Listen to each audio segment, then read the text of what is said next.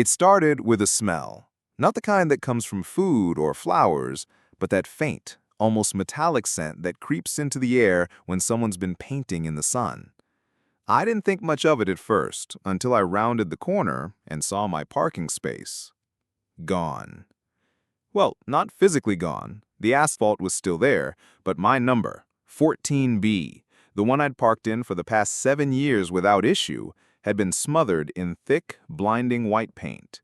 Over it, in bold, block letters, they'd written, "Visitors only." Fresh lines framed it, crisp and bright, as if mocking me for thinking I ever belonged there. My chest tightened. That space wasn't just asphalt to me. It was a small claim of routine, a promise that when I came home from work, there was one thing in this HOA-governed world that was mine. And now, it had been stolen. The thief wasn't hard to spot.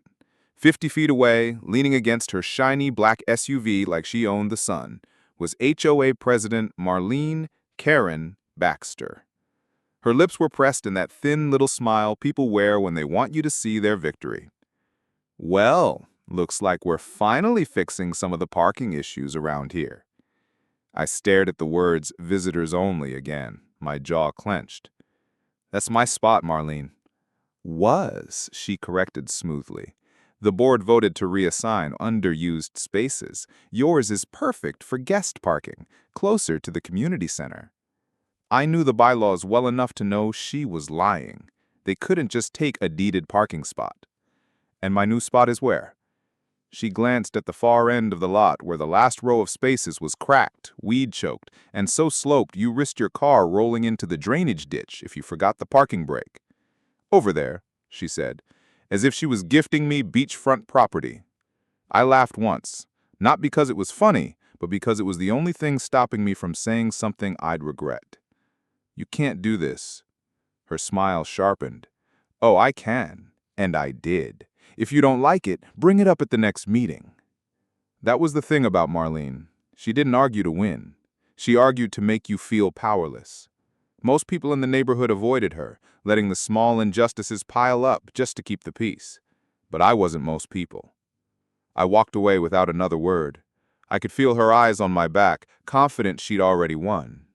What she didn't know, what she couldn't know, was that the ground beneath her very shoes wasn't hers. Not legally, not in spirit. And in a matter of months, I'd make sure she understood exactly what it meant to steal from someone like me.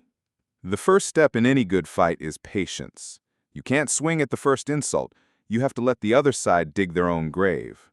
So I watched, and I documented. Marlene didn't just take my space.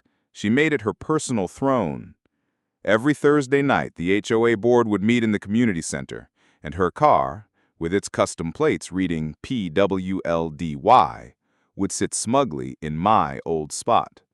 Sometimes she didn't even leave it for actual visitors. Then came the tickets. Twice in the next month, I found violations taped to my windshield for parking outside assigned zone when I dared to park in a closer guest spot. My actual reassigned spot was so far from my unit that I could barely carry groceries without stopping. I didn't fight the tickets. I didn't even complain. Not yet. Because while Marlene was flexing her little kingdom of asphalt and paint, I was quietly gathering the ammunition that would burn her paper crown to ash. You see, this neighborhood wasn't built the way most are. The entire subdivision sat on land leased from the tribal council. My tribal council. 50 years ago, the developers struck a deal. They could build their little utopia of manicured lawns and matching mailboxes, but the land itself would remain under a long-term lease from my people. That lease was due for renewal in less than a year. "Oh, we don't normally hand those out," Marlene said with a tight smile one night. "Then you'll make an exception," I replied evenly, "because state law says you have to." The air shifted. I saw it in her eyes, that flash of irritation when someone she thought was beneath her dared to know the rules better than she did. From then on, it was a quiet war. More parking tickets, a warning letter about overgrown shrubs in my front yard, even though my neighbors looked like a jungle. a threat to fine me for leaving my trash bins out too long when I'd brought them in on time. Every scrap of it went into a growing file. By late spring, the HOA's arrogance had ripened into something almost comical. They pushed through a special assessment for beautification projects, which really meant a new patio for the community center and a repainting of the board members' houses. That's when I called my uncle. He was head of the Tribal Land Committee, and while the lease renewal had been mostly procedural in past decades, it wasn't set in stone. If the tenants of the land, meaning the HOA, had violated terms or caused significant issues, the council had every right to refuse renewal. "Send me everything," he said after I explained.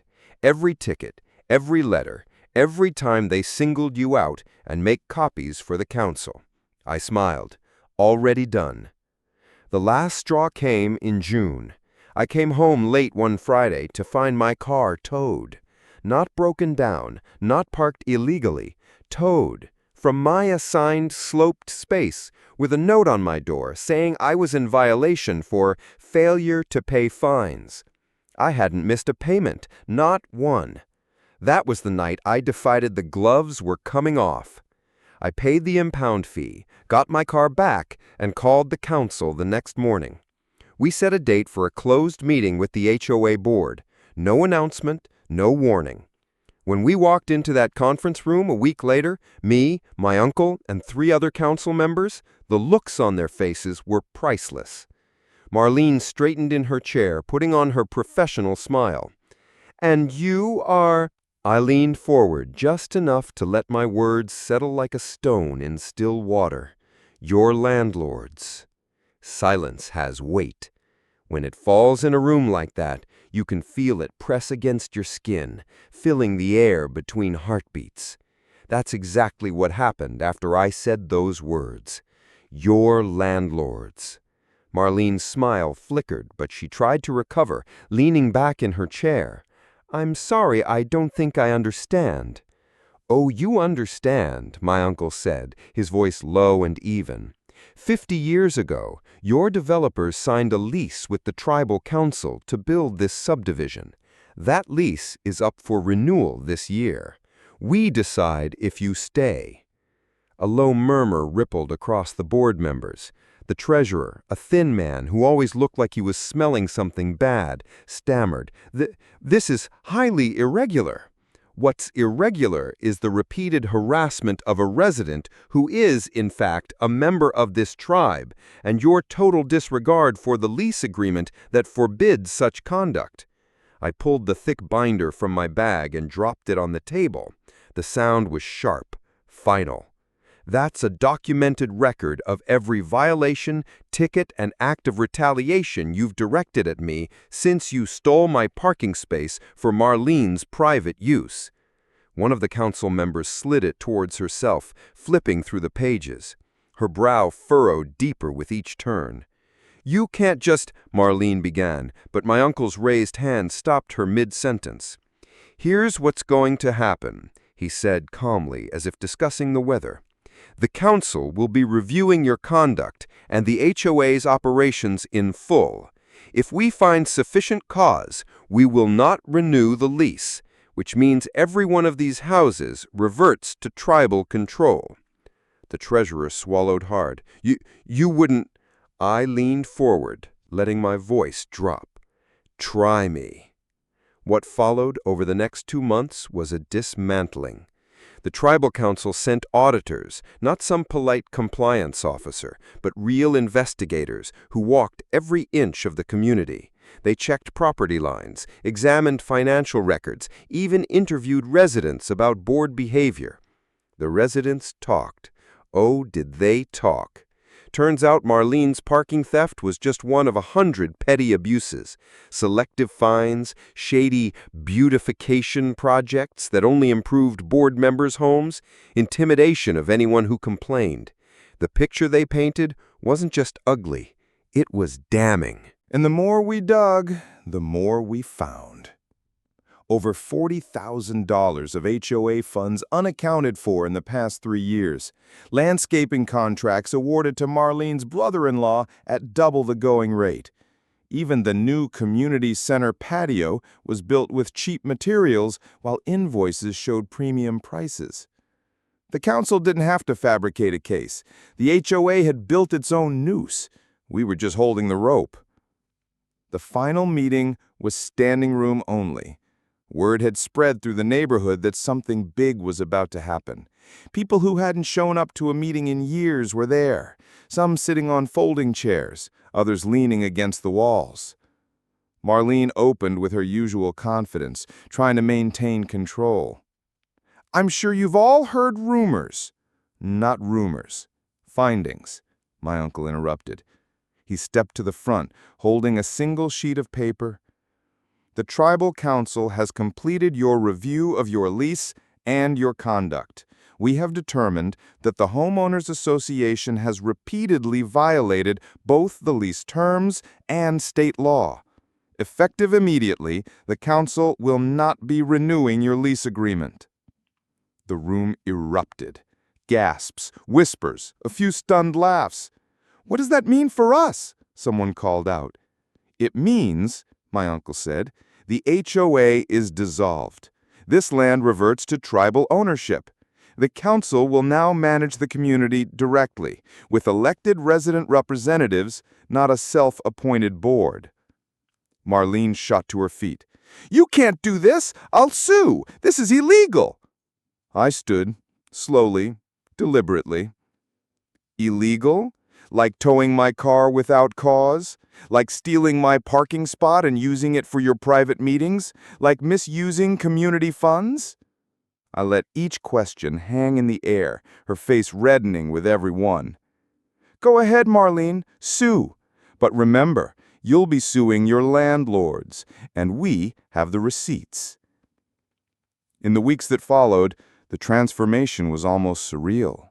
The gold visitors-only letters were painted over, my original number restored, but this time, the space was marked with a small bronze plaque. Reserved, my name. The new resident council voted to ban arbitrary fines, open all financial records to the public, and hold actual elections for leadership. The oppressive air that had hung over the community for years began to lift. Neighbors smiled more. Kids played outside without parents worrying about noise complaints. As for Marlene, she sold her house within a month. Rumor had it she moved to a different HOA across the state. I almost felt sorry for them. Almost. One evening, as I pulled into my newly reclaimed parking space, my uncle stopped by. He stood with his hands in his pockets, looking at the plaque. "Fitting," he said with a faint smile. "Petty," I corrected, but I couldn't help the satisfaction curling in my chest. "Sometimes petty is just justice wearing a smaller coat," he replied. I looked at the fading sunlight reflecting off the hood of my car, the asphalt beneath it now mine again in more ways than one. Marlene had tried to take something small from me. She ended up losing everything she thought she controlled. And I hadn't just gotten my parking spot back. I'd taken back the whole damn lot. It was 3 weeks after she had moved out when the letter arrived. No return address, just my name printed in a stiff, slanted hand. Inside was a single sheet of paper. "Enjoy your little victory. You'll never run a real community the way I did. M.B." No apology, no reflection. Just bitterness, neat as a pressed suit. I almost tossed it in the trash, but then I remembered the tiny detail she must have forgotten. Any mail sent to the community still passed through the office mailbox, which now belonged to the tribal council. I walked it over to the council's new community liaison, handed her the note, and smiled. "Return to sender, no forwarding address, and make sure the post office stamps it vacant."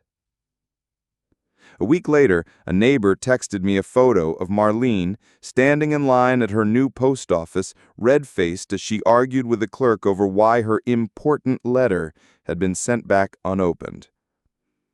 I didn't even bother replying.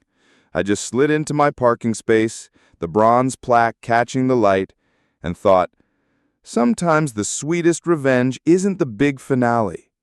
It's the tiny, unshakable reminder that you're never getting that spot back.